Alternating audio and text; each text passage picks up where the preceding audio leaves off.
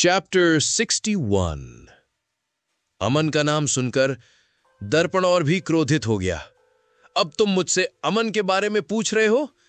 क्या तुम जानते भी हो कि तुम किस मुसीबत में फंसे हो? तुम एक भी काम ठीक से नहीं कर सकते।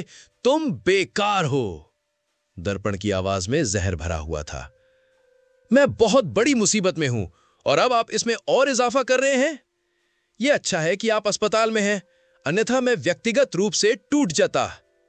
इससे पहले कि जय जवाब दे पाता, दर्पण ने अचानक फोन काट दिया, जिससे जय और डेन्ना अपनी कुंठाओं में उबलने लगे। परिणाम जल्द ही सामने आ गए। मात्र 2 दिनों में ही पूरा परिदृश्य बदल गया। अमन की खाद्य लाइसेंस संबंधी समस्या दूर हो गई तथा उसे एक ईमेल भी प्राप्त हुआ जिसमें कहा गया था कि वह अपना व्यवसाय पुनः शुरू कर सकता है, तथा ऐसा प्रतीत होता है कि उन्होंने ही गलती से अन्य परिणामी परीक्षण नमूनों का परीक्षण कर दिया था। अमन को इस परिणाम की उम्मीद थी, लेकिन जो अपेक्षित था वह एक रिपोर्ट कार्ड था। इससे पहले कि उसके 8वें सेमेस्टर के प्रोजेक्ट जमा हो पाते, अमन को पास कर दिया गया और सारा काम पूरा हो गया। यह तो बस सोने पर सुहागा वाली बात थी, और इसके साथ ही उनके पहले मिशन की सभी बाधाएं दूर हो गईं, सिवाय 10 मिलियन अमेरिकी डॉलर की शुद्ध संपत्ति प्राप्त करने के अंतिम लक्ष्य के।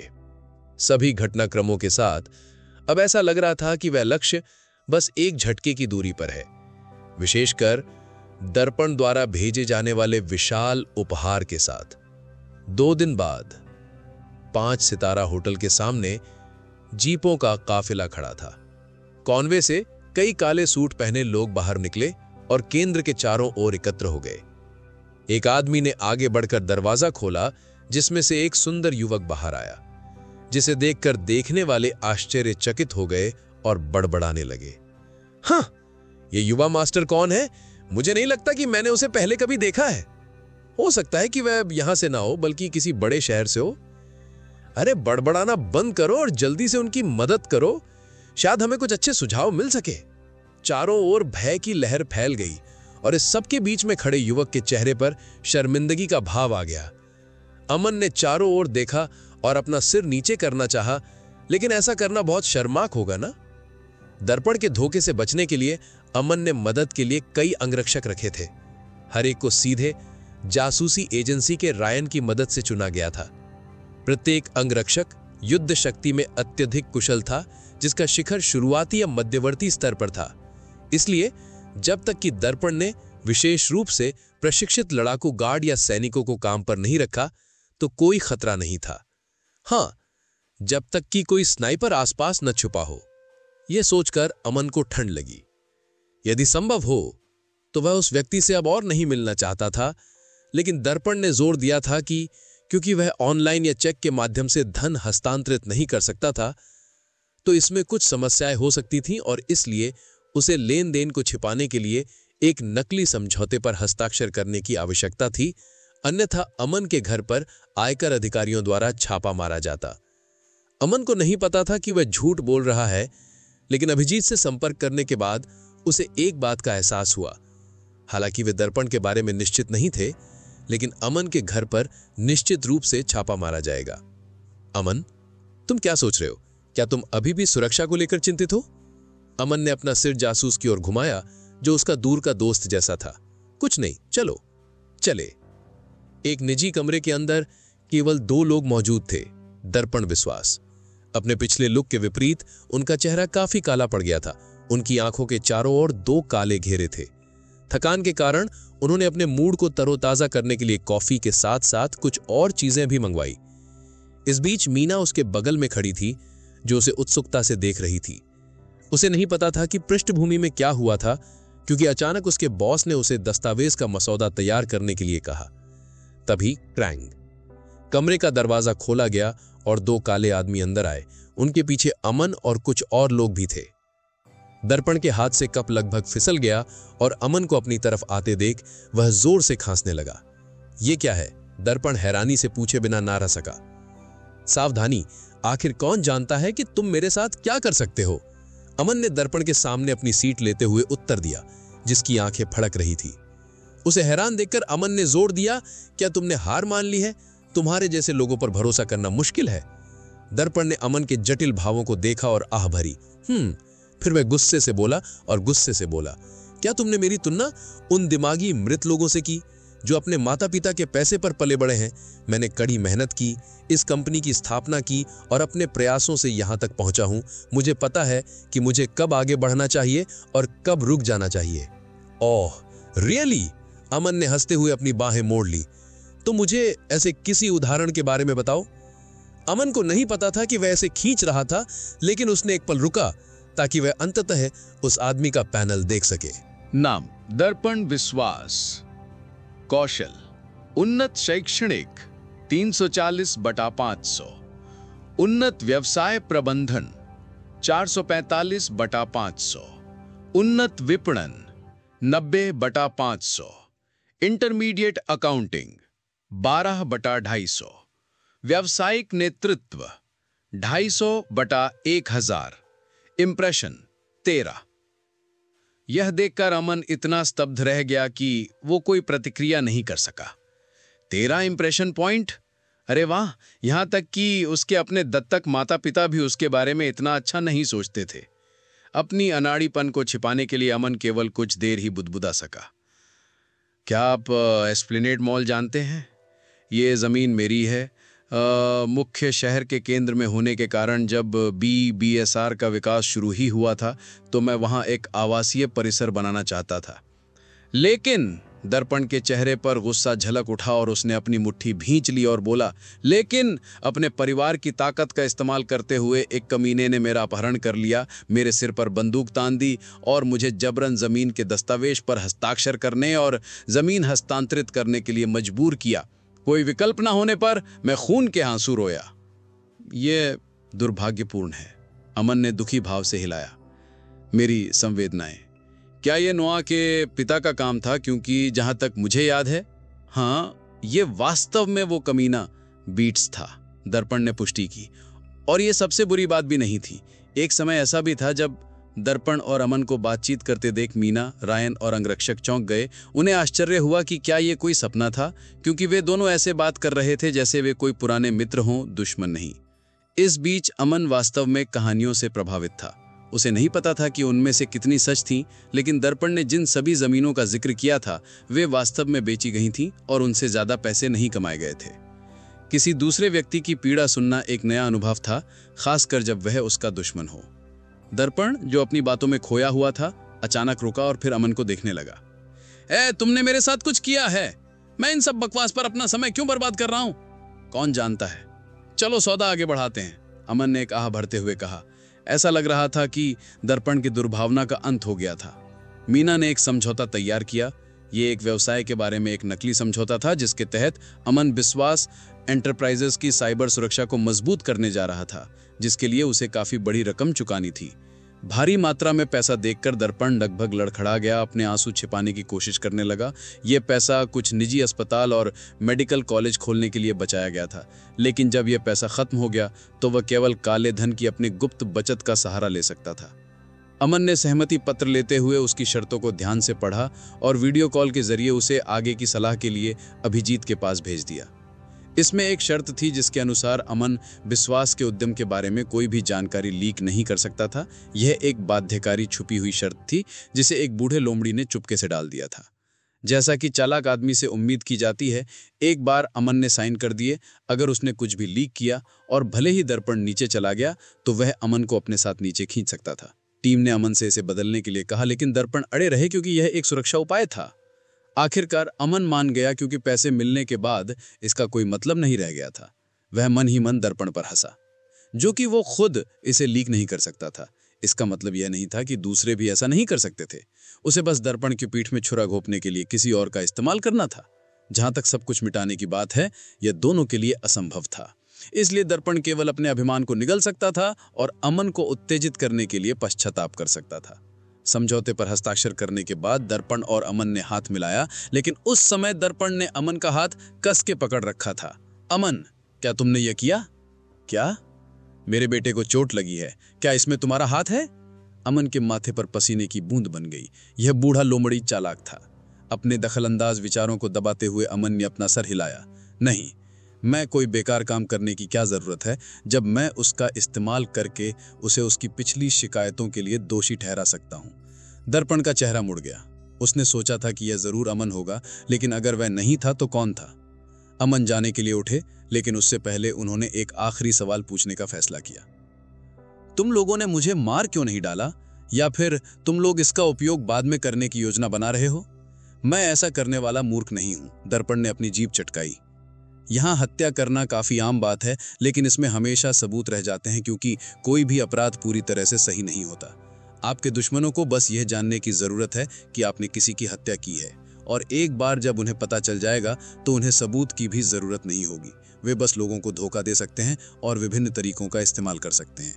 और कई लोगों की तरह मेरे पास इसे दबाने के लिए परिवार का बहुत बड़ा समर्थन नहीं है, इसलिए मैं कोई कदम नहीं उठाना चाहता और दूसरों को मुझे पूरी तरह से मारने की अनुमति नहीं देना चाहता। मैंने बहुत बड़ी रकम खो दी है, लेकिन फिर भी यह एक बूंद के समान है। यह सुनकर अमन मन ही मन चिल्लाया, अरे मुझे यह पता था, मुझे इस कमीने को और दबाना चाहिए था। दर्पण विश्वास से इसकी कीमत वसूलो और उसे दिखाओ कि उसने किससे पंगा लिया है। पुरस्कार 10,000 SP, कौशल स्तर ऊपर जो पेशेवर से नीचे इस्तेमाल किया जा सकता है, दिया गया है। अमन ने ठीक वही किया जो सिस्टम ने उससे कहा था। उसने खुद के लिए एक कौशल स्तर अप कार्ड अर्जित किया, जिसे उसने भविष्य के लिए बचा लिया। वह इसे जल्दबाजी में इस्तेमाल नहीं करना चाहता था, ताकि भविष्य में उसे पछताना पड़े।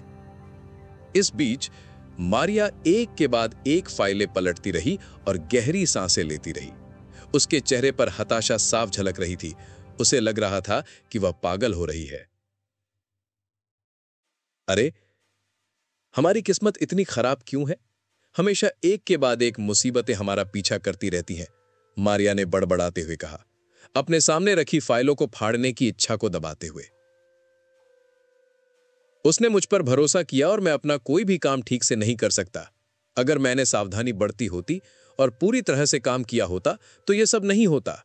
यह सब मेरी गलती है। मारिया अपने आसपास हो रही समस्याओं के लिए स्वयं को दोषी मानती थी। चूंकि अब टी बॉक्स कैफे के समग्र कारोबार की जिम्मेदारी उसी पर थी, इसलिए हर चीज की देखरेख करना उसकी जिम्मेदारी थी। उसे आश्चर्य हुआ कि उसके खराब नियंत्रण के कारण लोगों के विचार गलत दिशा में जा रहे हैं। हालांकि अमन ने कहा कि यह रिपोर्ट बनाने वाला कोई तीसरा पक्ष था, लेकिन अगर यह उनकी गलती थी तो क्या होगा? क्या होगा अगर किसी ने कुछ लगाया हो और वह उसे ढूंढ न सके? तो फिर प्रभारी होने के नाते क्या यह उसकी गलती नहीं थी कि वह चीजों को नियंत्रित नहीं कर सकती? वह सचमुच अमन की मदद करना चाहती थी, कुछ हद तक दया से और कुछ हद तक प्रशंसा से। जब वह पहली बार अमन से मिली और उसे पता चला कि उसके साथ क्या हो रहा है, तो उसे आश्चर्य हुआ कि कोई व्यक्ति ऐसे भविष्य की ओर कैसे देख सकता है जिसका अतीत इतना कष्टदायक हो। इस बीच वह हमेशा यह सोचकर अवसाद में डूब जाती थी कि अगर कुछ बुरा हुआ तो क्या होगा, और उसके चारों ओर हमेशा उदासीन माहौल के बावजूद अगर कोई उससे बात करता तो वह उसकी आवाज में उम्मीद और आकांक्षाओं को महसूस कर सकते थे और देख सकते थे कि वह बेहतर जीवन के लिए कितनी मेहनत करता है। कक्षाओं के बाद वह फीस भरने के लिए 2 छोटी-मोटी नौकरियां करते थे और यहां तक कि सुबह-सुबह अखबार भी बांटते थे। पैसों की जरूरत होने के बावजूद उन्होंने कभी गलत रास्ता नहीं अपनाया। तो फिर आखिर उसकी किस्मत इतनी खराब क्यों थी? रुको, हो सकता है मैं ही बदकिस्मत हूं जो उसे नीचे खींच रहा हूं। मारिया अभी कुछ सोच ही रही थी कि उसका मोबाइल बज उठा। अमन! उसका नाम देखकर उसने तुरंत फोन उठा लिया। मारिया, मुसीबत खत्म हो गई, हमारे पास है। हूं? क्या? मारिया का दिमाग एक पल के लिए धुंधला गया। क्या यह आदमी मजाक कर रहा है? आखिर यह समस्या अचानक कैसे हल हो गई? उन्होंने तो रिश्वत भी नहीं दी थी। अमन, क्या तुम मेरे साथ मजाक कर रहे हो? नहीं, मैं क्यों ऐसा करूंगा? क्या तुम्हें लगता है कि मेरे पास तुम पर समय बर्बाद करने का समय है? इसके अलावा वो कमीना अब हमें परेशान नहीं करेगा, इसलिए आगे बढ़ने का समय आ गया है। मारिया को ऐसा लगा जैसे वह सपना देख रही थी, लेकिन अगले पल वह खुशी से झूम उठी। वह चीखना चाहती थी, लेकिन उसने खुद को नियंत्रित किया। मैं समझता हूं, मैं शीघ्र ही ऑपरेशन पुनः शुरू करूंगा, लेकिन जनता की राय? चिंता मत करो, मैं इसका ध्यान रखूंगा। जब अमन अपने विचारों पर चर्चा कर रहा था तो दूसरी ओर से उसकी प्रसन्नता भरी आवाज गूंज रही थी। डाउन टाइम के दौरान वह आदर्श नहीं रह पाए थे।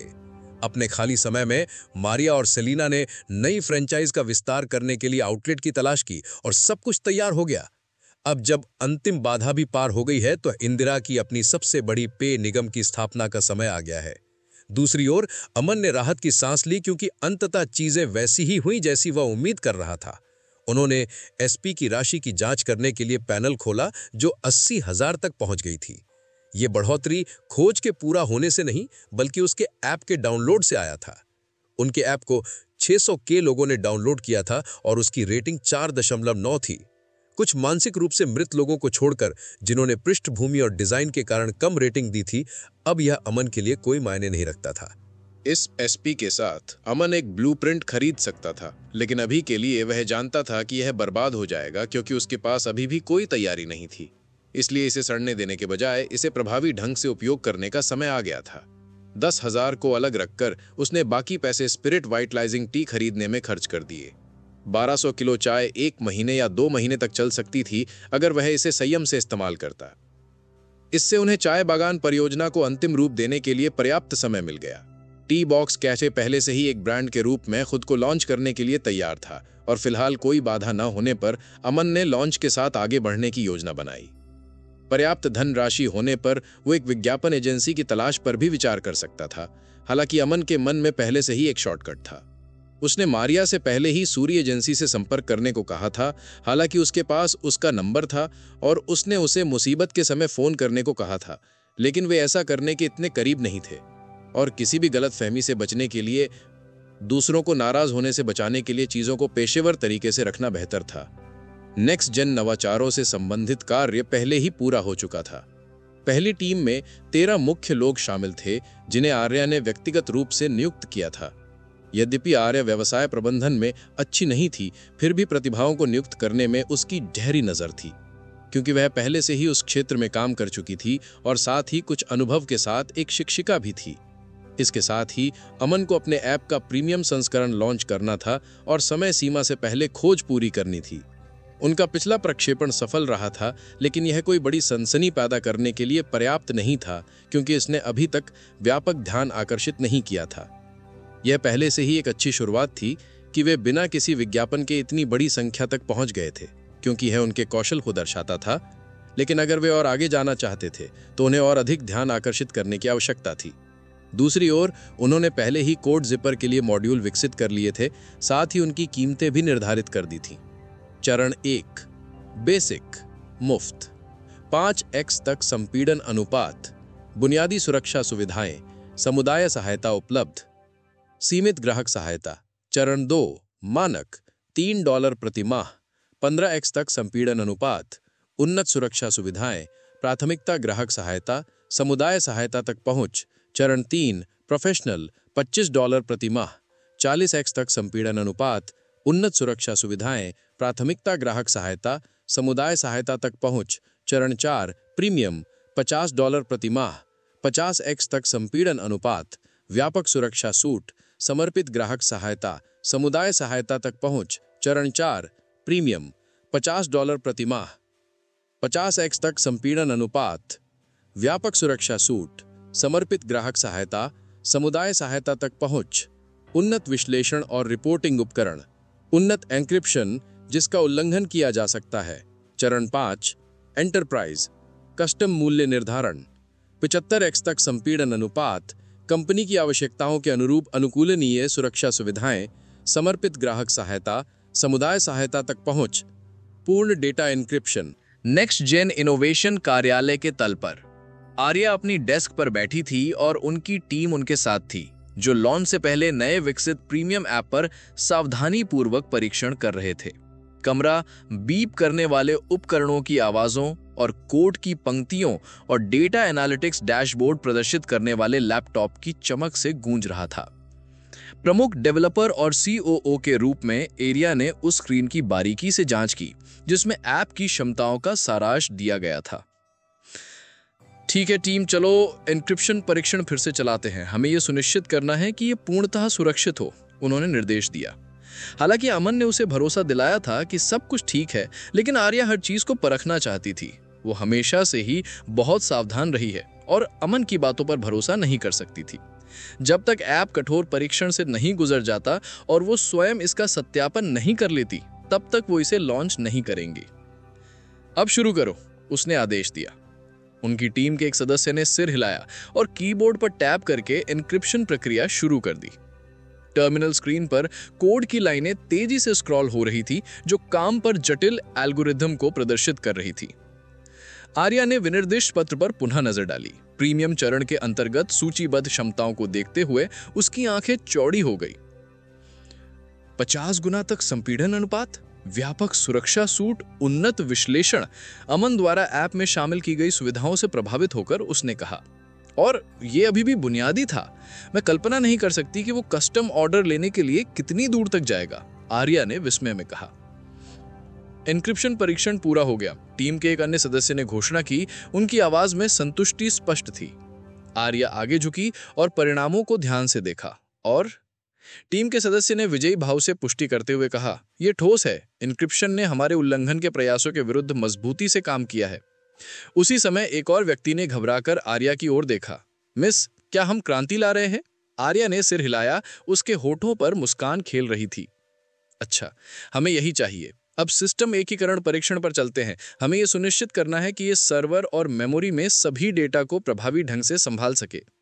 अचानक आर्या की स्क्रीन पर एक नोटिफिकेशन आया जिसने उसका ध्यान खींचा।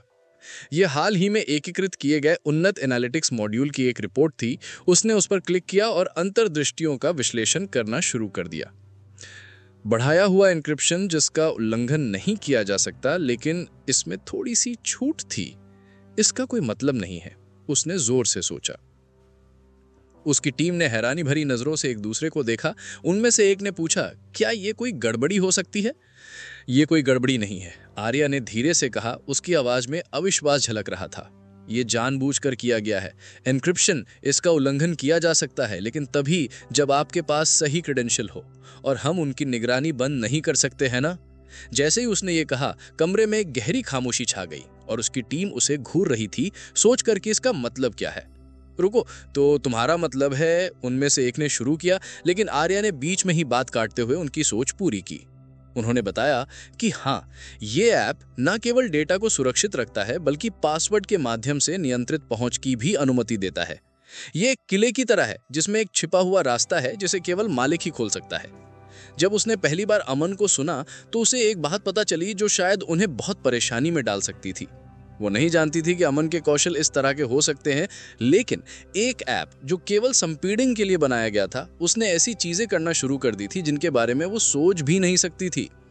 कोड जिपर का उपयोग करके कोई भी व्यक्ति ऐप्स को संपीड़ित और एन्क्रिप्ट कर सकता है, और ऐसा करने से ऐप को अब भी डेटा तक पहुंच और निगरानी मिल सकती थी जो वे इस्तेमाल कर रहे थे या ऐप में दे रहे थे।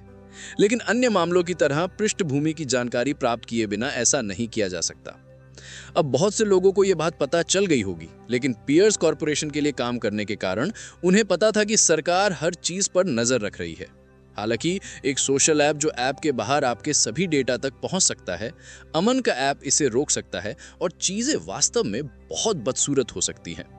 हालांकि वो जानती थी कि डेटा गोपनीयता का संभावित उल्लंघन बहुत बुरा था, लेकिन वो कुछ नहीं कर सकती थी, और इसलिए उसने अमन से एक बचाव का रास्ता बनाने के लिए कहा ताकि सरकार अभी भी कुछ डेटा तक पहुंच सके। हालांकि उसे जानते हुए उसे लगा कि वो कुछ ऐसा करने जा रहा है जो दिमाग उड़ा देगा।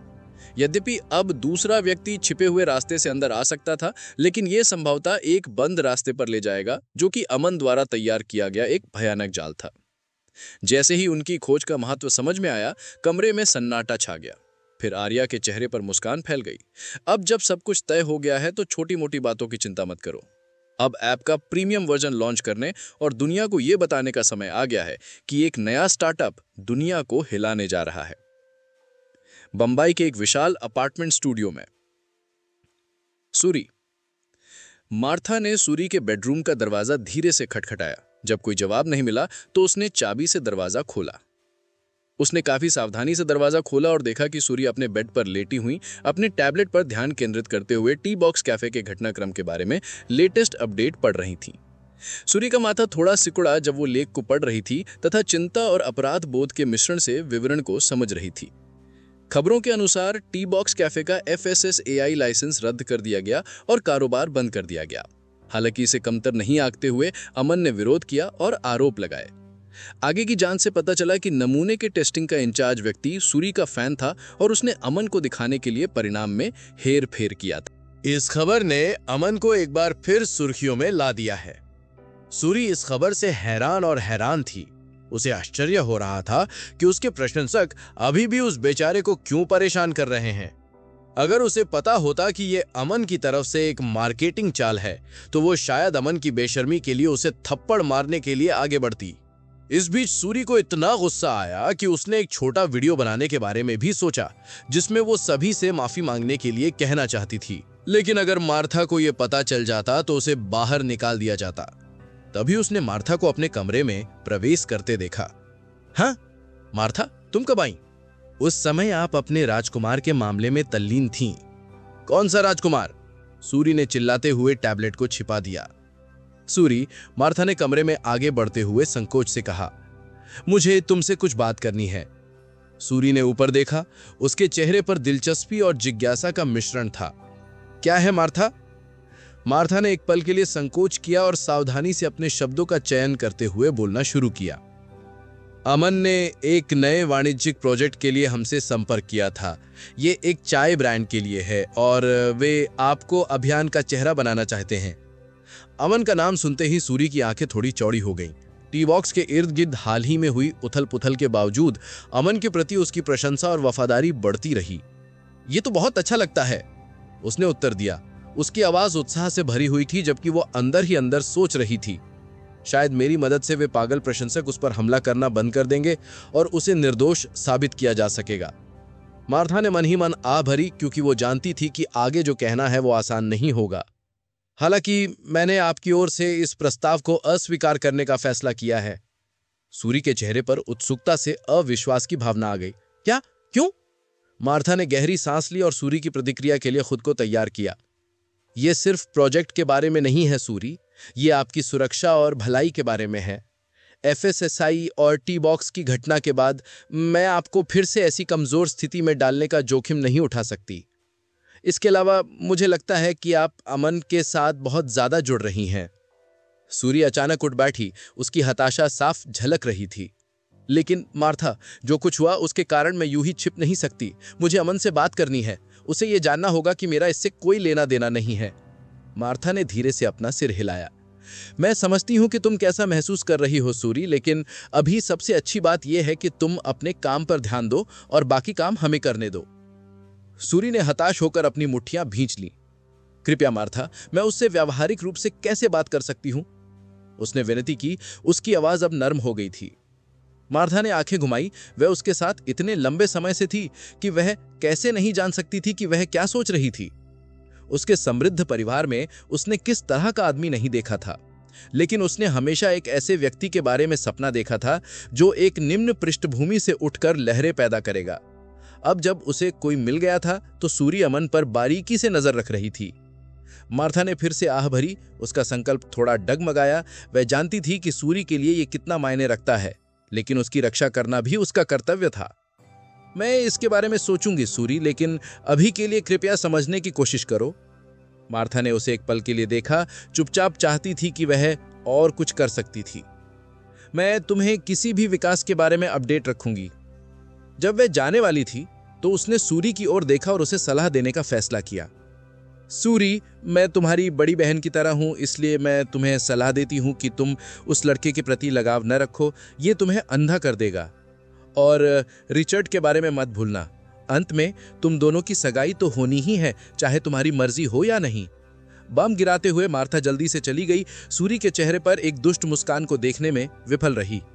ये काफी दिलचस्प है। ऐप के प्रीमियम संस्करण के लॉन्च के बाद अमन सीधे बॉम्बे के लिए रवाना हुए और निर्धारित स्थान पर पहुंचे। पुलिस ने उसे जांच के लिए बुलाया था। अमन का पुलिस स्टेशन जाना एक नियमित जांच के तौर पर शुरू हुआ था, लेकिन जल्द ही यह एक भीषण पूछताछ में बदल गया। यह हेन्ना और मिगोल के लापता होने के बारे में था। ये जानते हुए भी कि अमन पीड़ित था, अधिकारियों ने उससे उसके दत्तक माता पिता हेन्ना और मिगोल के लापता होने के बारे में सवालों की बौछार कर दी। उनकी पूछताछ निरंतर थी, अमन के बयानों में असंगतियों पर ध्यान केंद्रित करते हुए और ये संकेत देते हुए कि मामले के पीछे उसका कोई मकसद हो सकता है। एक अधिकारी ने आगे झुककर पैनी निगाह से पूछा, जब हेन्ना और मिगोल लापता हुए थे तब आप कहां थे? मैंने आपको पहले ही बता दिया था, मैं काम पर था। अमन ही अपनी हताशा को नियंत्रित करने का प्रयास करते हुए जवाब दिया। क्या यह अजीब बात नहीं है कि आप ही अदालत में उनके साथ देखे जाने वाले अंतिम व्यक्ति थे? क्या आप उनके साथ अपने संबंधों के बारे में विस्तार से बता सकते हैं? एक अन्य अधिकारी ने नोट पलटते हुए पूछा। यह सुनकर अमन उस कमीने को मुक्का मारना चाहता था, लेकिन उसने अपने गुस्से पर काबू पा लिया। तुम्हें सब कुछ पता है, फिर भी तुम मुझसे पूछ रहे हो। उसके स्पष्टीकरण के बावजूद अधिकारी वास्तविक जांच करने की अपेक्षा उसकी कहानी में खामियां ढूंढने में अधिक रुचि रखते थे, जिससे अमन को ऐसा महसूस हो रहा था कि वह घिरा हुआ है और प्रत्येक बीतते क्षण के साथ उसका धैर्य जवाब दे रहा था। जब ऐसा लग रहा था कि पूछताछ अनिश्चित काल तक जारी रहेगी, तभी दरवाजा खुला और अभिजीत द्वारा नियुक्त एक वकील अंदर आया, जो शांत और आत्मविश्वास से भरा हुआ था। वकील की मौजूदगी से माहौल में एक उल्लेखनीय बदलाव आया। कुछ अधिकारपूर्ण शब्दों के साथ वो अमन को कमरे से बाहर निकालने में सफल रहे तथा यह सुनिश्चित किया कि फिलहाल उनसे कोई और सवाल नहीं पूछा जाएगा। रिहा होने के बाद अमन ने थके हुए सिर हिलाकर वकील को धन्यवाद दिया। हालांकि उसकी राहत ज्यादा देर तक नहीं रही, क्योंकि जल्द ही उसके स्टेशन के बाहर उसकी मुलाकात एक निजी जासूस से हुई। जासूस एक अधेड़ उम्र का आदमी जिसका चेहरा थका हुआ था, अमन की तरह ही थका हुआ लग रहा था। क्या तुम्हें कुछ नहीं मिला? अमन की आवाज में निराशा थी जब वह बोल रहा था। उसकी भौहें गहरी सिकुड़ी हुई थीं।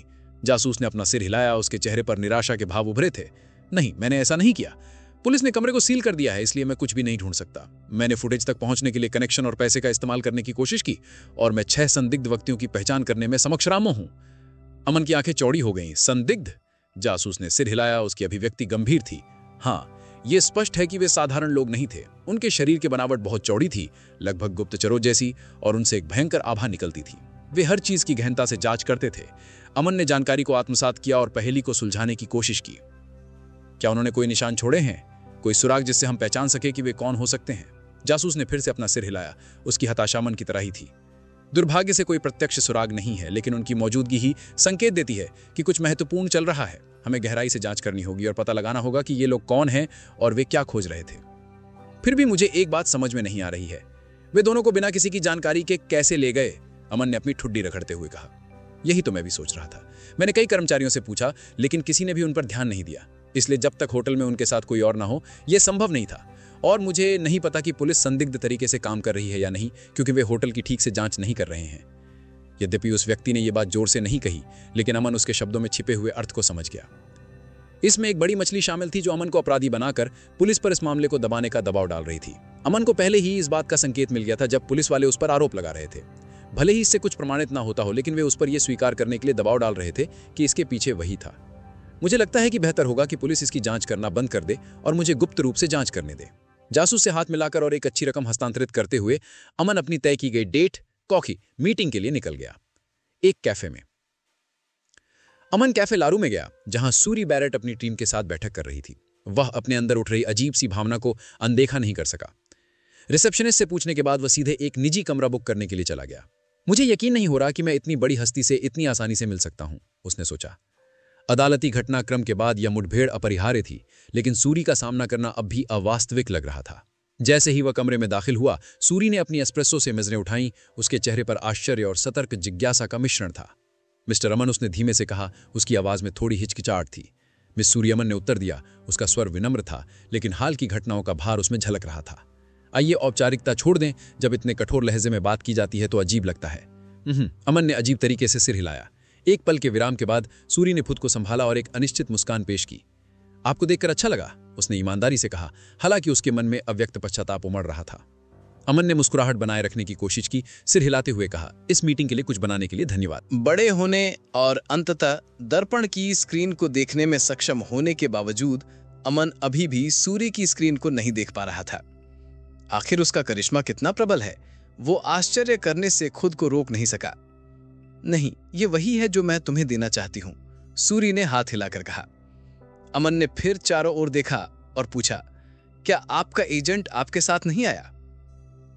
उसे कुछ जरूरी काम था अमन, मुझे उम्मीद है कि तुम्हें कोई आपत्ति नहीं होगी। सूरी ने चमकती हुई मुस्कान के साथ कहा। बिल्कुल नहीं, अमन ने उसे देखते हुए अपना सिर हिलाया। उसे नहीं पता था कि सूरी के मैनेजर ने इस मीटिंग के बारे में विरोध किया था। वास्तव में वो नेतृत्व करना चाहती थी, लेकिन सूरी ने उससे अकेले में मिलने की भीख मांगी और यहां तक कि अगर उसने जोर दिया तो वो नौकरी छोड़ देगा। ये कहना गलत नहीं होगा कि वो इस लड़के पर मोहित थी। बहुत सुंदर और बढ़िया सज्जन व्यक्ति। अगर वे एक दूसरे को जान ले तो बुरा नहीं होगा। बाकी सब कुछ तो वो भाग्य पर छोड़ना चाहती थी। तनाव कम करते हुए सूरी ने अपने सामने खाली कुर्सी की ओर इशारा किया। कृपया बैठ जाइए। क्या मैं आपको कुछ पीने के लिए दे सकती हूँ? चाय या कॉफी? उसने ऑर्डर लेने के लिए किसी को बुलाने से पहले अमन से मुस्कुराते हुए पूछा। नहीं शुक्रिया, अमन ने उसके सामने वाली सीट पर बैठते हुए जवाब दिया। दरअसल मैं यहां बिजनेस से जुड़ी कोई बात करने आया था। सूरी ने उत्सुकता के साथ साथ आशंकित होकर भौहें उठाई। कारोबार? हाँ, अमन ने अपनी आवाज स्थिर रखते हुए कहा। मैं ब्रू हेवन का प्रतिनिधित्व कर रहा हूं और हम एक नया विज्ञापन शूट करना चाहते हैं। हमें लगता है कि आप इसके लिए बिल्कुल सही रहेंगे। सूर्य की शुरुआती आश्चर्य के बाद उसके चेहरे पर एक विचारशील भाव आया।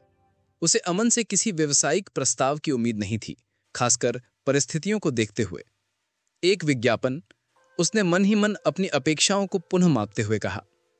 अमन ने सिर हिलाया, उसकी निगाह स्थिर थी। हाँ, मुझे पता है कि ये अप्रत्याशित लग सकता है, लेकिन मेरा मानना है कि आप हमारे ब्रांड में कुछ अनोखा ला सकते हैं। इसके अलावा अमन ने फिर एक काला बॉक्स निकाला और उसे मेज पर रख दिया। ये हमारी विशेष चाय की पत्तियां हैं। मिस सूरी, कृपया इन्हें आजमाएं। बेशक उससे पहले मैं आपसे विनती करता हूं कि आप इसे आजमा कर देखें कि यह हानिकारक तो नहीं है। जब सब कुछ हो जाए तो इन्हें आजमाएं और मैं आपको गारंटी देता हूं कि यह कुछ ऐसा होगा जिसे आपने पहले कभी नहीं चखा होगा। अमन ने आत्मविश्वास से कहा और पैर मोड़कर बैठ गया। सूरी ने उसके शब्दों पर विचार किया। उनके पिछले संबंधों का गुस्सा उसके मन पर भारी पड़ रहा था। उसने अमन की ओर देखा और पाया कि पिछली मुलाकात के बाद से वो कितना बदल गया था। उसका एक बार का पहना हुआ व्यवहार अब शांत शक्ति और एक निश्चित शालीनता से बदल गया था, जिसने उसे चौंका दिया। वो उसके नए आत्मविश्वास और आत्मविश्वास की प्रशंसा करने लगी। जब सूरी अमन को विज्ञापन की अवधारणा बताते हुए सुन रही थी तो उसके अंदर की अंतर्वाणी परस्पर विरोधी भावनाओं से जूझ रही थी। अपराध बोध उसके दिल में घर कर गया, क्योंकि वो सोच रही थी कि कैसे उसने उसे गलत समझा था। उसके संघर्ष की गहराई को समझने में विफल रही थी। फिर भी उसने जो ताकत दिखाई थी उसके लिए प्रशंसा की भावना भी थी। वो सुंदर है। सूरी ने अमन के शांत व्यवहार और सुडौल रूप को देखते हुए मन में सोचा। वो इस परिवर्तन को नकार नहीं सकती थी जो उसने देखा था। ये नाजुक आकृति से बिल्कुल अलग था जिसे उसने सड़क पर उससे मिलते समय देखा था।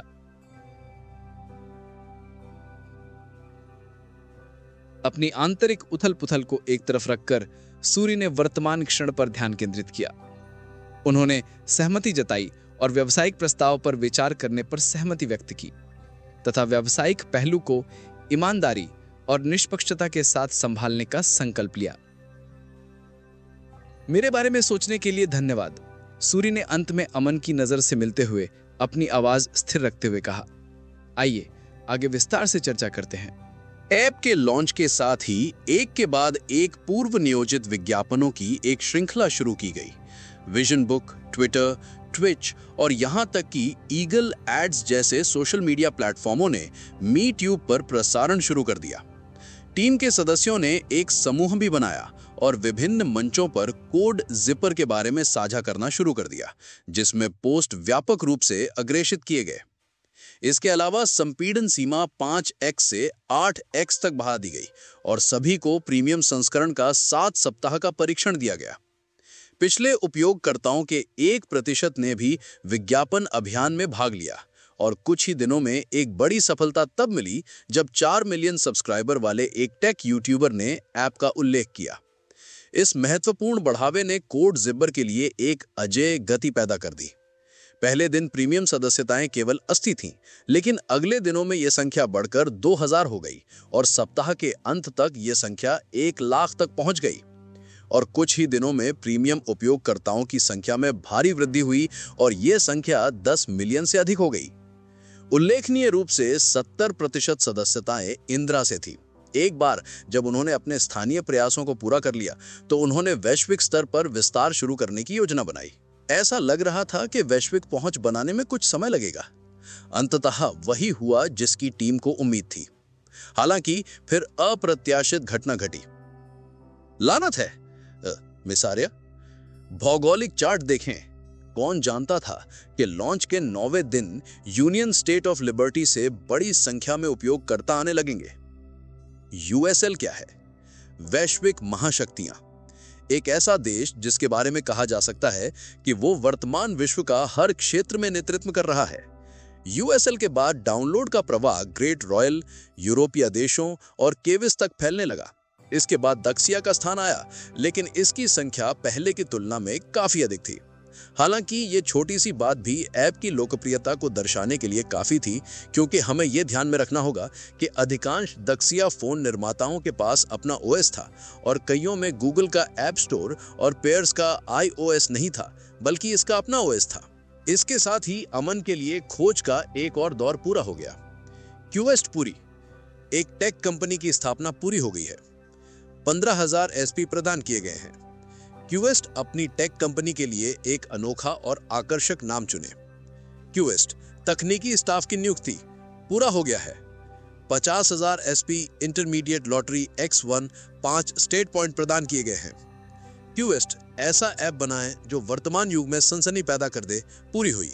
पुरस्कार, एक मध्यवर्ती लॉटरी और होस्ट के ऐप के हर 10 डाउनलोड के लिए 1 एसपी। ऐसा लगता है कि मेजबान ने 2 मध्यवर्ती लॉटरियां जीती हैं। मेजबान अब 2 मध्यवर्ती लॉटरियों को मिलाकर एक उन्नत भाग्य चक्र प्राप्त कर सकते हैं। अमन एक मीटिंग के बीच में था और उसकी आंखों के सामने निरंतर आ रही सूचनाओं को देखकर वो चौंक गया। हालांकि उनकी स्तब्धता कुछ ही क्षणों तक रही, फिर वो काम पर वापस चले गए और आगे की घटनाओं के बारे में जानने के लिए उत्सुक हो गए। 5 अप्रैल 2023 सुबह सूरज की रोशनी भव्य 3 मंजिला इमारत के अग्रभाग को एक गर्म चमक से नहला रही थी, जिससे इसकी चिकनी आधुनिक वास्तुकला प्रकाशित हो रही थी, जो बड़ी कांच की खिड़कियों से सुसज्जित थी, जो एकत्रित भीड़ के उत्सुक चेहरों को प्रतिबिंबित कर रही थी। प्रवेश द्वार के ऊपर ब्रू हेवन ग्रैंड ओपनिंग लिखा एक बैनर हवा में धीरे धीरे लहरा रहा था, जो राहगीरों का ध्यान आकर्षित कर रहा था और उन्हें जश्न में शामिल होने के लिए आमंत्रित कर रहा था। अमन एक शानदार सूट पहने हुए था, जो उसके आत्मविश्वासपूर्ण व्यवहार को दर्शाता था। सेलिना, मारिया और सैम के साथ प्रवेश द्वार पर खड़े थे। उनके हाथ में एक बड़ी कैंची थी, जो ब्रू हेवन के आधिकारिक उद्घाटन का प्रतीक रिबन काटने के लिए तैयार थी। इनके पीछे पत्रकारों, स्थानीय निवासियों और उत्सुक दर्शकों की एक विविध भीड़ थी, उत्सुकता से भरी हुई। कैमरे चमक रहे थे और माइक्रोफोन तैयार थे। जैसे ही वो क्षण आया, अमन आगे बढ़े और उनकी आवाज भीड़ की बड़बड़ाहट से परे जाकर उन्होंने अपना संक्षिप्त भाषण शुरू कर दिया। सभी को सुप्रभात। आज का दिन ब्रू हेवन में हमारे लिए खास दिन है। हम आपका अपने नए घर में स्वागत करते हैं, जहां हम सर्वश्रेष्ठ औषधीय पौधों को चाय और कॉफी में मिलाते हैं, जो बिना किसी दुष्प्रभाव के आपके शरीर को ऊर्जा प्रदान करेंगे और आपकी आत्मा को तरोताजा करेंगे। अमन ने आगे कहा तो भीड़ में तालियां गूंज उठी। उनका उत्साह साफ झलक रहा था। मैं आप सभी को इस यात्रा में हमारे साथ शामिल होने के लिए धन्यवाद देना चाहता हूं। हमारे समुदाय के समर्थन और हमारी टीम के समर्पण से हमने एक सपने को हकीकत में बदल दिया है। सेलिना, मारिया और सैम ने दोस्ती की मुस्कान का आदान प्रदान किया, जबकि अमन ने अपने भाषण को शानदार तरीके से समाप्त किया। और इस महत्वपूर्ण अवसर का जश्न मनाने के लिए हम आज की गई सभी खरीद पर 40% की विशेष छूट दे रहे हैं। तो आइए हमारे चयन को देखें और वो पेय खोजें जो आपको पसंद आए। जैसे ही उनके शब्द समाप्त हुए, भीड़ में जयकारे गूंज उठे। साथ ही कैमरे की क्लिक और ब्रू हेवन को अपनी आंखों से देखने के लिए उत्सुक लोगों की उत्साहित बातचीत भी गूंज उठी। अमन और उसकी टीम ने आगे बढ़कर तालियों और बधाइयों के बीच रिबन काटा और सुगंधित व्यंजनों और स्फूर्तिदायक पेय पदार्थों से भरपूर 3 मंजिला इमारत के दरवाजे आधिकारिक तौर पर खोल दिए। अंदर विशाल इंटीरियर अलमारियों से सुसज्जित था, जिसमें खूबसूरती से पैक की गई चाय और कॉफी की एक श्रृंखला थी। प्रत्येक पैक स्वाद और प्राकृतिक ऊर्जा का एक अनूठा मिश्रण का वादा करता था। ग्राहक आते रहे और तुरंत ही मित्रवत स्टाफ ने उनका स्वागत किया, जो ब्रू हेवन के उत्पादों के प्रति अपने जुनून को साझा करने और सही पेय का चयन करने में उनकी सहायता करने के लिए उत्सुक थे। जैसे जैसे भव्य उद्घाटन समारोह जारी रहा, ब्रूज हेवन के विशेष पेय पदार्थों की संभावना प्रत्येक आगंतुक को प्रभावित करती रही, जबकि संवाददाता साक्षात्कार के लिए दौड़ पड़े। मिस्टर इवांस, एक पत्रकार ने पूछा, ब्रू ऑफ हेवन बनाने के लिए आपको किसने प्रेरित किया? ये सब बढ़िया गुणवत्ता वाली चाय और कॉफी के प्रति हमारे जुनून से शुरू हुआ, जिसे हम दूसरों के साथ साझा करना चाहते हैं। हमारा मानना है कि इसे सिर्फ उच्च वर्ग के समाज तक सीमित नहीं रखना चाहिए और ना ही इसे बहुत ज्यादा कीमत पर बेचा जाना चाहिए। जैसे ही अमन ने उस ब्रांड के भव्य उद्घाटन और लॉन्चिंग समारोह का समापन किया, जो बहुत जल्द पूरी दुनिया में फैल जाएगा, एक टिमटिमाती आभासी स्क्रीन उसके सामने प्रकट हुई। मिशन 3, अपना खुद का ब्रांड बनाना। पुरस्कार, वफादारी अनुबंध 2.5 लाख क्वेस्ट पॉइंट, 3100 किलोग्राम। सभी पुरस्कार प्रदान कर दिए गए हैं। मुख्य मिशन, नॉक्स टेक्निकल यूनिवर्सिटी से ग्रेजुएट होना। पुरस्कार आपके ग्रेड पर निर्भर करेगा। दूसरा, किसी कंपनी में शामिल न हो। आपके ग्रेड पहले से ही इतने खराब हैं कि कोई कंपनी आपको नौकरी पर नहीं रखेगी। इसके बजाय एक लाभदायक व्यवसाय बनाएं और अपनी कंपनी स्थापित करें। तीसरा, अपने माता पिता की छाया से मुक्त हो जाएं और अपनी अंतिम स्वतंत्रता प्राप्त करें। यदि संभव हो तो सिस्टम ईमानदारी से चेहरे पर थप्पड़ मारना चाहता है। चौथा, सूरी बैरेट के खिलाफ मुकदमा जीतें या खुद को निर्दोष साबित करें। पांचवां, अपनी नेटवर्थ को 10 मिलियन तक बढ़ाए। $10 मिलियन, रुपए नहीं।